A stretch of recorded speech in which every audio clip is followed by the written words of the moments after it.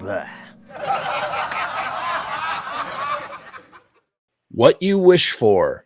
So if you have Hulu, you can stream it right now. This stars Nick Stahl. Is that how you pronounce his name? And it's directed by Nicholas Tomnay. I'm not familiar with the filmmaker. It's about a chef with gambling problems who flees to the Latin American villa of an old friend who appears to be living an extraordinary life. I really like that synopsis. It kind of really buries what this movie is very obviously about. Here's what I said. So I gave it 3 stars, 3 out of 5 stars. And here's what I thought about What You Wish For. I was thirsty for this when I first heard about it in August. The scraps of the synopsis give away a very predictable premise. I won't say what it is here in the slightest chance that one might be genuinely surprised. I find it very hard for anybody to be surprised. The moment you're watching this movie and you kind of get like a glimpse of what it's about, you're gonna guess pretty quickly what's going on. At least that's how I felt. Maybe I just watched too many movies like this.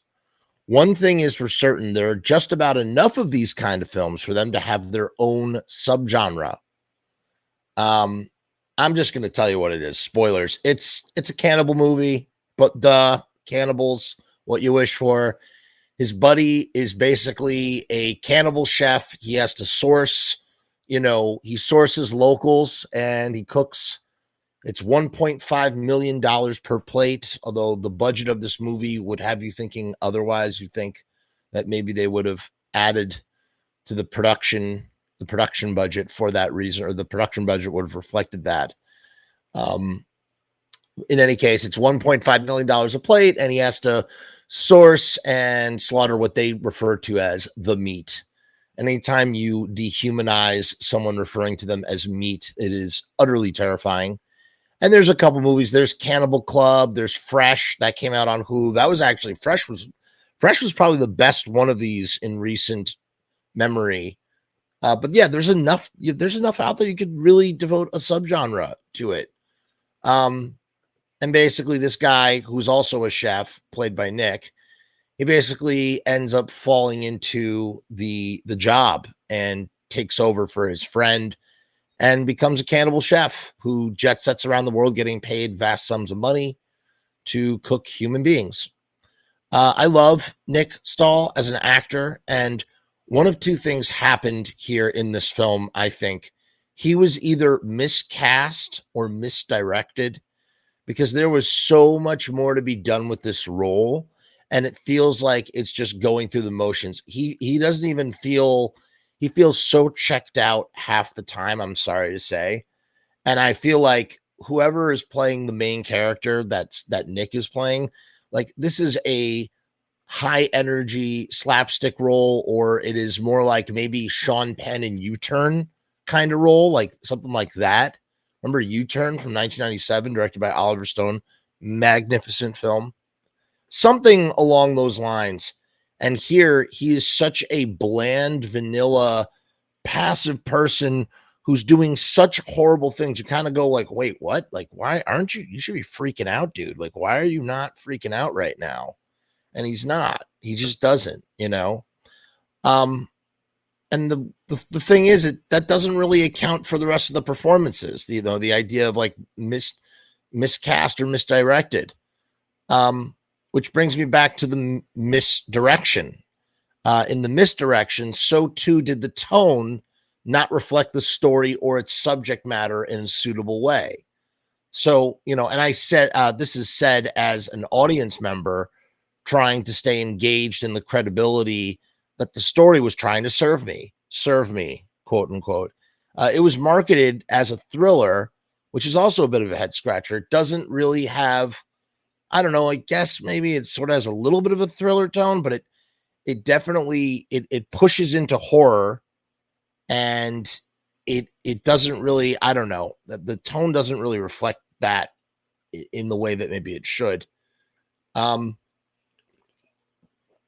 the thing unravels, so too does the credibility.